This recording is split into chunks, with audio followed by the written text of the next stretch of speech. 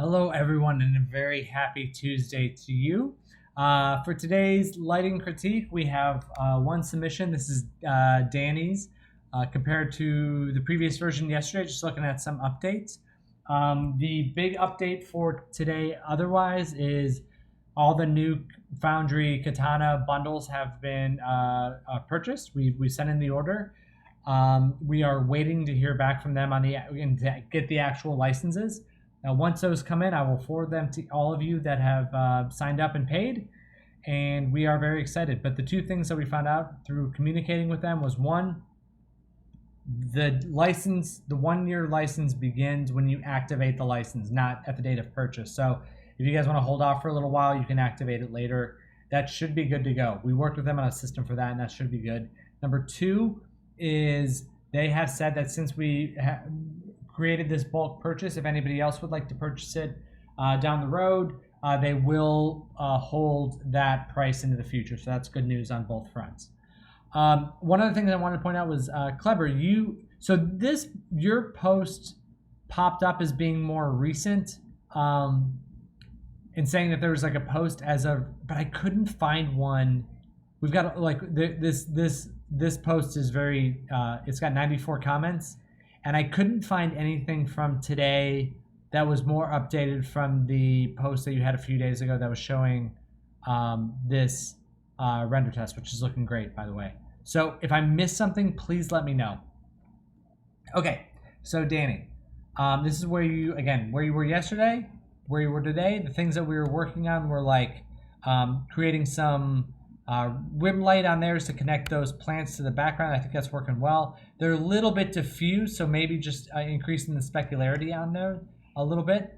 The one thing that you'll see it here is noticing this line has now come into play, and I just want to make sure that gets ironed out.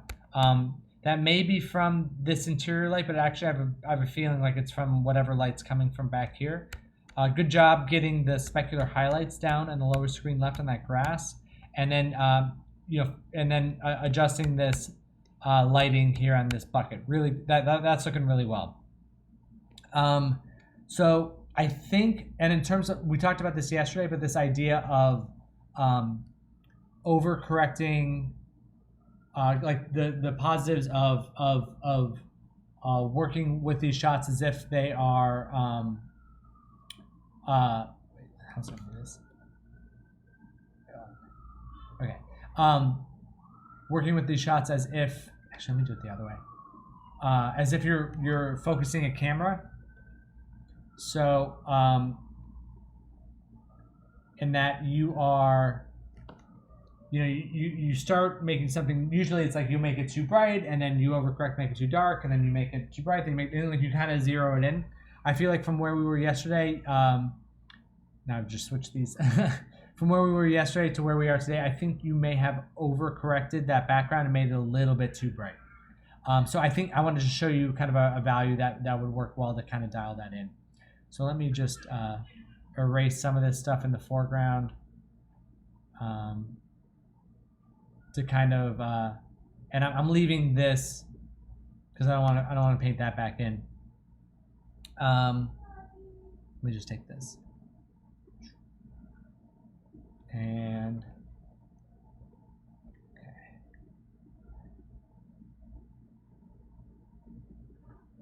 Slide it over just a nudge. Okay. So now what I'm going to do is just kind of like play with these two values. So like, if I turn what's over top of it all the way off, it's where we were versus all the way up. This is where we are now. I think balancing it somewhere in between, maybe a third of the value that you're having now, would be great. And then the other big thing is it's pretty neutral, and I think you can push that a lot cooler. Maybe not quite up to that level, but something along those lines. Maybe that's a little bit too much now. Ooh. Oh, you know what? I think I adjusted the wrong one. Go back.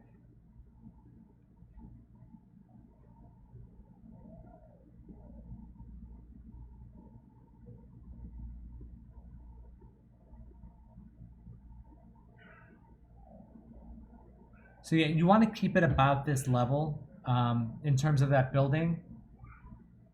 Like I said, like the ground should be about that much. Maybe, like I said, maybe about a third. So just kind of getting it in that value, and then yeah, and then just cooling it off just a little bit. So there's just a little bit more cool light back there. I think that'll be good for the ground. This building is still a bit too much. Let's go ahead and take that down a little bit. Just do this. So somewhere like back in that area would be right about where we want it. So like an indication that it's there, but not completely giving it away. Like we want to extend the space without distracting the viewer's eye from that location. The other thing back there is it looks like it's being lit by a light with a very small radius. Like there's a lot of sharp shapes back there. I think you can make sure that that's nice and big and soft and all that good stuff. So in terms of you asked a question about diffusion, right?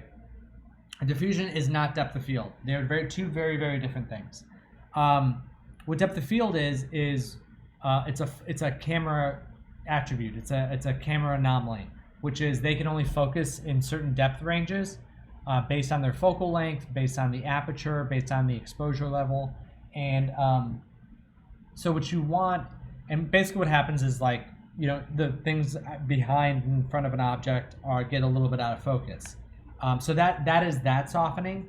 What diffusion is, it's the fact that like right now, depending on where you are, if you're in the northern hemisphere, it's summertime, it's hot, it's humid, it's arid outside, and lots of times what happens is water particulates get in the air, and light will pick up those particulates and give it kind of like a haze that just kind of lives on top of everything.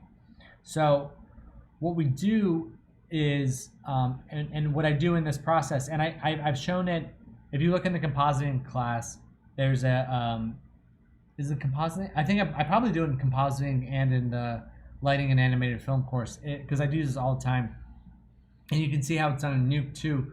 But basically what you want to do, and what we do in Photoshop is we just, we copy it and then we blur it, and then you screen it back over itself. And whether you're using Photoshop or Nuke or After Effects or Final Cut, it's all the same process. It's all just like a screening or a plus methodology of adding that back in, because all it's going to do is soften the edge a little bit. Like, so it's not necessarily blurring it, but what it's doing is it's not making everything pixel perfect, which is like one frame the light hits it, the next frame the light doesn't. It's kind of muddying the edge a little bit, which is what happens when we're viewing a scene, or especially when we're photographing it. And it's just caused by debris, water, junk in the atmosphere that kind of makes an image not perfect. But that's generally where it wants. This has been something that has been done in film for a long time. Camera operators would add like even Vaseline to the lens in the 20s and 30s to kind of give the lighting a softer look to it, or at least around the edges, so there's like a kind of a glow. Anytime that like Barbara Walters gives an interview, or she used to give interviews, there was always like this super soft diffused lighting. You see it like in soap operas, it gets like way overdone. But adding a little bit of that in there will be really beneficial. Now, what I'm doing here is kind of applying it to the overall image, but generally speaking, what you want is to only apply it to the highlights, because that's really the spots where you're going to see that aberration happen. That because it's influenced by the light. So generally in Nuke, what you'll do is you'll pull a keyer, that will isolate just the bright parts of the image, and then you'll do the operation of blurring up, but just inside that brighter area, and then you screen it back over the top. Like I said, check out the adding diffusion section of the compositing course or the lighting for animated film course, and they should be in there. If you have problems finding those, or if you have more questions, just let me know. But that'll be a pretty good start for you. So yeah, so I think it's just dialing in that background a little bit, cleaning up this dark line.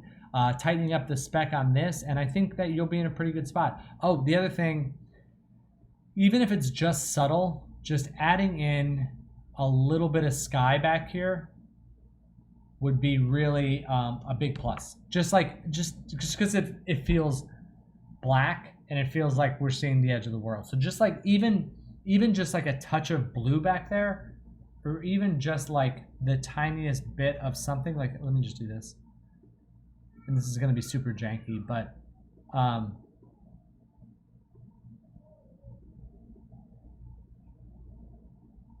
just like something like this value instead of the black back there would really, and that might even be too much, just like something like this would just help extend the frame to be like, oh, there's a sky back there, because it would never, for it to be like pure black, it's just a little bit too heavy. So that's my advice. I hope you guys find that beneficial. If you have any questions, let me know. Keep posting. I have 9 days until my wife is at her due date, so any day now.